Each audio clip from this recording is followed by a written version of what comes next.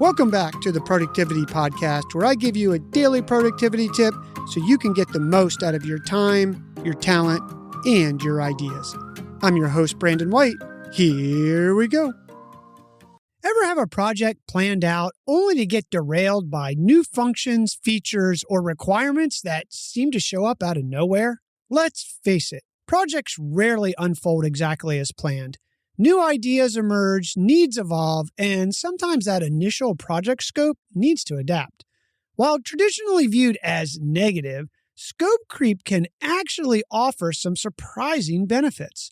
Today we'll define what scope creep is, review what the research says, and then we'll give you 3 questions to ask you and your team to decide if those scope creep items should or shouldn't happen. Scope creep refers to the unwanted and uncontrolled increase in the project scope after the project has already begun.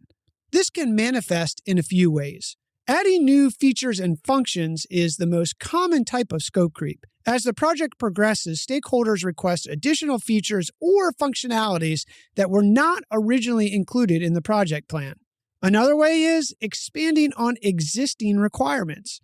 Sometimes the requirements for existing features may become more complex. And finally, addressing unforeseen issues. For example, you scoped a feature but didn't realize you were going to need to make changes to other parts of whatever you're building to get that new feature created. Sounds bad, but there's a silver lining to scope creep. A study published in the California Management Review titled "Embracing Scope Creep: How Project Teams Can Deliver Unexpected Value" found that projects with some level of managed scope creep actually delivered greater value by better aligning with evolving stakeholder needs. Use the following 3 questions to assure the outcome of scope creep is a positive outcome for you and your team. Number 1, does the new element truly enhance the project's overall value?